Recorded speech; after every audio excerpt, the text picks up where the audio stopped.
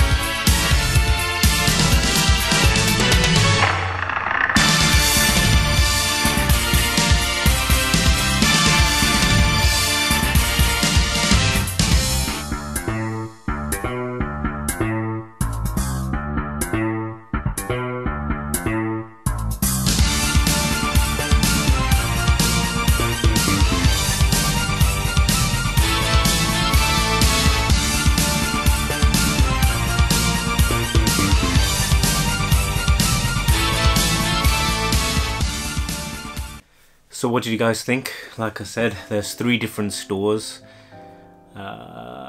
This was actually the very first store that I went to. The first Hard Off was the first store that I went to. And I think for me, what was the most surprising was how expensive the hardware was. Did you guys see that? I don't know if you noticed, like the price of the Game Boys in particular. Like, I would have happily have picked up a limited edition or a special Game Boy. They seem to have quite a few which were Pokemon Center limited editions. I don't know if there were any in the video. I have to go back and check. But they were really expensive, right? The hardware was really expensive. And in general, in all fairness, if I had to be completely honest, Hard Off was expensive. I think it's a combination of being in Akihabara, which is a relatively probably expensive area in Tokyo for, you know, just rent or whatever, coupled with all the tourists that were in the area. There's tourists everywhere, where basically the first Akihabara is a major tourist area. There's nothing but tourists there. It's in the middle of this like street network, which is just like market stalls for tourists and small little restaurants and that sort of thing. So yeah, it's definitely focused towards the tourist market. So I thought, disappointingly, especially being the first shop, things were quite expensive, and I wasn't expecting that. There were a few nice little pieces in there though, bits and pieces that I would have liked to have got, but I didn't. And I think I'm saving the very last video for things I wanted to get, but I didn't because of money or space or weight or whatever. So I'll come back to all those afterwards. I can record that when this series is finished, because I'll go back and review all the footage. There's definitely a few pieces in Hard Off that I wanted that I didn't buy, but the stuff that I did buy. So let's start with my very first pickup on the entire trip. You'd have seen it in the video, and that is Virtua Cop on the Sega Saturn. Look at this bad boy. It looked on when I saw it, and did you notice everything was like wrapped in cellophane? So this came wrapped. I unfortunately I unwrapped it to check if I could package it smaller. This is like I got excited. I saw it and I didn't really recognize the size. This is a big box, and when you've got a suitcase, it's probably isn't the wisest thing. But it was the very first thing I bought because I was so excited. Virtua Cop on the Sega Saturn. In Japan, their Sega Saturn stuff is branded this gold, so all the game cartridges are gold. May as well open this bad boy up. And I didn't open it up in the shop. They told me it was complete, so that was good enough for me. But when I did open it up, let's see if I can do this with a thing. It's got these stickers, and they are brand new, unused. This doesn't look like it's been opened, right? The instructions look brand new. The game cartridge itself, sorry, game cartridge, what am I talking about? The CD, that looks brand new, right? Excellent condition. And even the gun, look at that, looks mint. Now, I am a big fan of the Sega arcade games, even though I'm not really like a next gen or a later gen Sega collector. See, disc is pucker. Got the manual, no use, but it's got it. I don't actually know. Sega Saturn, are they multi-regional? It might be multi-regional, I don't know.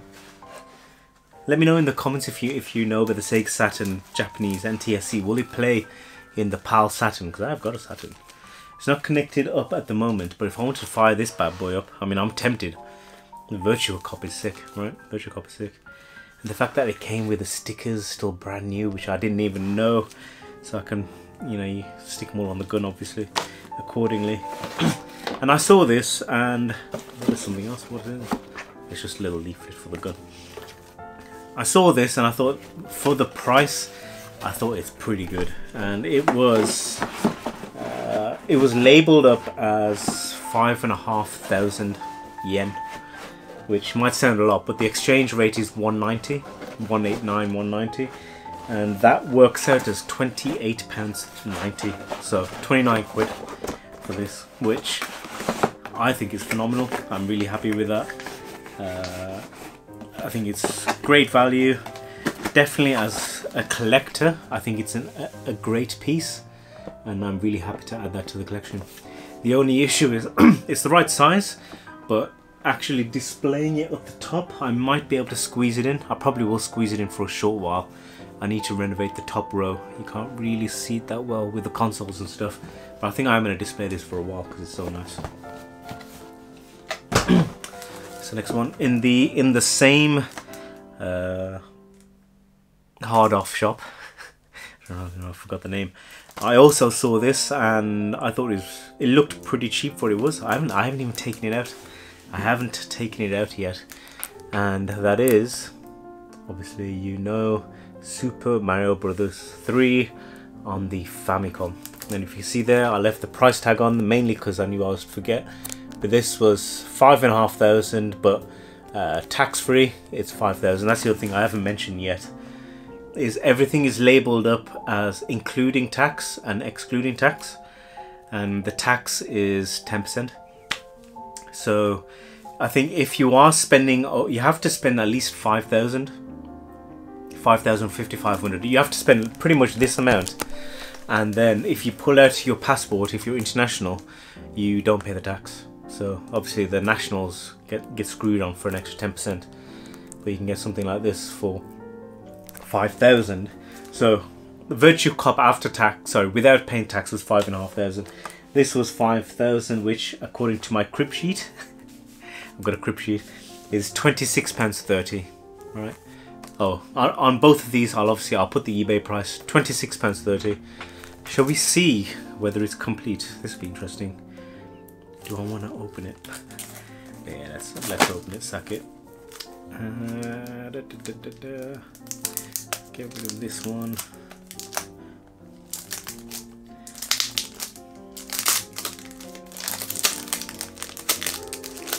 That label's coming up anyway. I'll fast forward this bit.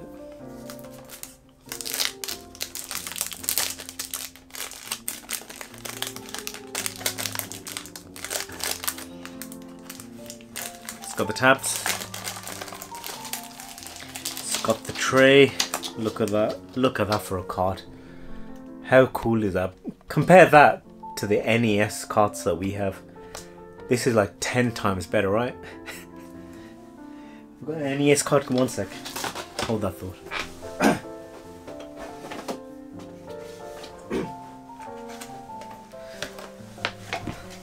So obviously not the same game because it's up there wrapped away, but compare just the size. So the exact same chip, I'd hazard a guess, is inside. Interestingly though, it's the Famicom is a smaller chip width. Alright, but I'd hazard that the circuitry, the board's probably goddamn the same. It's literally half the size, so it's a no-brainer to have the Famicom size. In my opinion, it's 10 times better than these cartridges. These look more like video cassettes, I guess. That's what the effect of the Yanks were going for. But the little Famicom, let me look at that. It is stunning, stunning. And then inside, the all-important, look at the manual. Look how cute that is. Look how cute that is.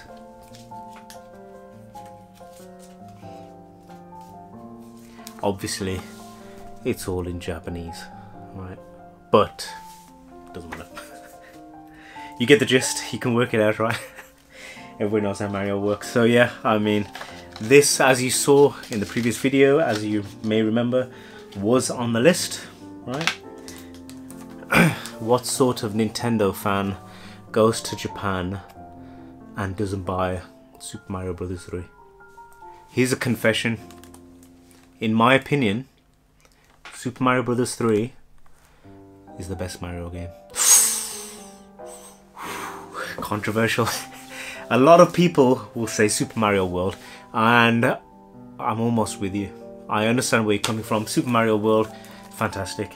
But I think Super Mario Brothers ran so the Super Mario World could fly. Yeah, if that makes sense. Without Super Mario Brothers 3, you wouldn't have Super Mario World. They obviously built on it and went over and above, but the fact that this one had the overworld, the power-ups were on another level, the stage design was great. Yeah, for me, Super Mario Brothers 3, quintessential Super Mario game. Here's another confession. I haven't completed it. I've started it so many times. I've started Super Mario Brothers so many times and I still haven't completed it. I started it even when I went to Tokyo. I took it on my 3DS, and I got a few levels in and then I stopped playing. I got busy. So yeah, I mean, that's a major fail. I need to finish it, but never mind. Talking about the games. Great pickup, fantastic condition, and really happy to add this to the collection. Next off, so of the other two hard offs, I didn't buy anything from the third one. I only bought stuff from the second one. This is mainly because I just by the time I went around to the third one, actually I stumbled across the third one pretty late. I realized actually that they've got the same sort of stuff, but the prices were too expensive, in my opinion. I thought, I'm not going to buy anything from you because the price was so high. But from the second one I did buy a couple of stuff, and well, we'll get to that. The first one is a Famicom Mini. Ta-da! Again, another one on the list of stuff that I wanted. So you can see on the games. I haven't played the PAL version. I have the PAL version. I don't know whether the games compare. I'll put them on the screen, so we'll know either way later on in post-processing, but at the moment I don't know how it compares. It looks fairly comprehensive. I mean, it's got the basics on there, right? The specials. And this was 11,000, which 11,000 works out to be... Where did I put it?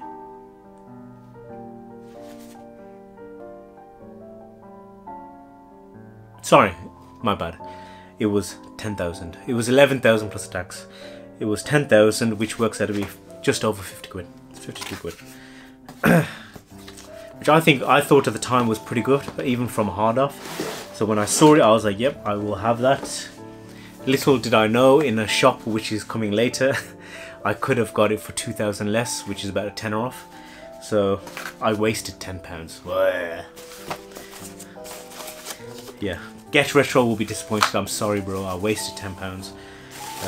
I know I'm a terrible person. I don't really want to undo this because I'll be putting away. But yeah, look at that. How cool is that? Obviously, just like the little Famicom, and it's got the gold and red controllers, which look fantastic. Right? It's really cool. And it's all wired in, so there's none of these extensions or any of that sort of malarkey that you could do with the UK one. But it looks fantastic. It looks fantastic. I think I will put this out on the gaming, or I may not. You'll see later why I may not. But I'm tempted to put this out because of how cool it looks. I don't have a Famicom. As a spoiler for the actual list, I didn't pick up a Famicom. That was on the shopping list, so this one may just have to stay out. It's a shame. I can't display Super Mario Brothers 3, which obviously I just bought, but this can go out. I think it should go out. So yeah, 50 quid, fully boxed with the instructions, everything in there, in good condition. Came with all the HDMI and all that jazz that you'd expect normally. Again, box looks pretty cool. Nice to have next to my other the PAL versions, which you guys know. So yeah, really happy to add that to the collection. 50 quid. And then last but not least, for the hard off video, not sure if I want to take this out. Again, another one off the shopping list, and that is Link's Awakening This version obviously is the DX. You can see it's Game Boy Color, and I saw it again. This was in hard off, the same hard off as the. I mean, I thought it was pretty cheap. This came in at, oh, I've got a record of the price. I think it was about 6,000, which is about 30 quid. We'll check from the video, and I'll put it on the screen. I think it was 6,000. Yeah, there's a shot of the back. Obviously, all in Japanese. Nothing in English here. Not interested. If you want to know how to read Zelda in Japanese, is it gonna focus? Nope. On the front, there it is. I bought it, even though I technically would have liked the DMG, the old school version of Link's Awakening, instead of the Game Boy Color DX one. I thought the artwork on this is fantastic. Look at that. Just 1 second.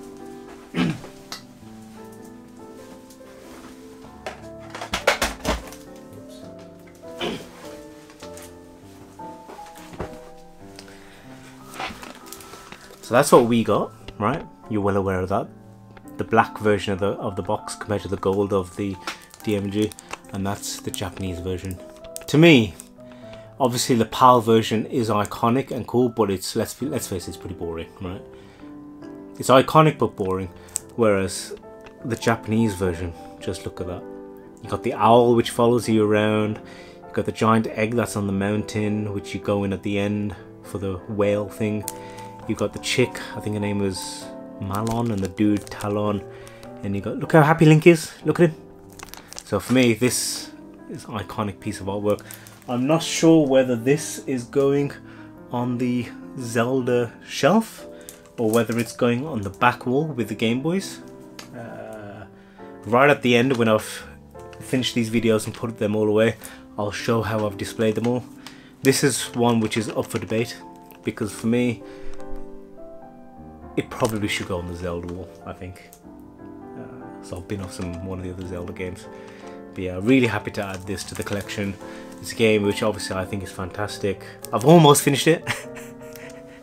So it's not one that I've never played it. I've almost finished it. I think I'm at the second to last dungeon. I was playing it on my retro GPI emulation thing. And I was getting close to finishing it. So I will finish it one day. There's not much left to do. It's quite straightforward. But yeah, really happy to add that. I think it was relatively steal from hard off. I think I did well to get that and Super Mario Bros. 3 for roughly the same price. 30 odd quid, which is probably what, half or third what the UK version goes for, the PAL, which I think is fantastic. Again, tip top, pristine, fantastic condition. Maybe not mint, but definitely excellent, which is what I would say Super Mario Bros. 3 is. Obviously this is more impressive because this is from 88, right, 1988 in this condition. And this is, does it say? It doesn't say. I think it came out in like 98, so this is 10 years later. Still obviously really old, but really fantastic condition, and for 30 odd quid. So yeah, there we go, hard off. To sum up my thoughts on hard off, I'll overlay a little bit more footage so you can have another look while we're talking. They have an excellent selection. They present everything really well. Obviously they take care of condition and they note that quite well. And obviously if you're into all the other musical instruments and that sort of thing, it's really great.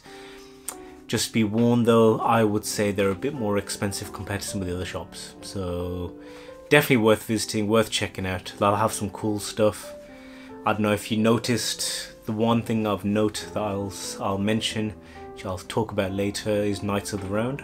They had a copy of that. But otherwise, yeah, great store, just a bit pricey, worth checking out. But don't expect to go in there and fill your boots, because you're going to end up paying a premium. But definitely worth going to. So yeah, hopefully you enjoyed that video. I've been speaking for ages. I'm going to roll straight into the next one. But yeah, next week I think we're going to do, I think we'll go to Book Off, because it's kind of linked. So yeah, I'll see you then. Have a good one. Bye. Perfect.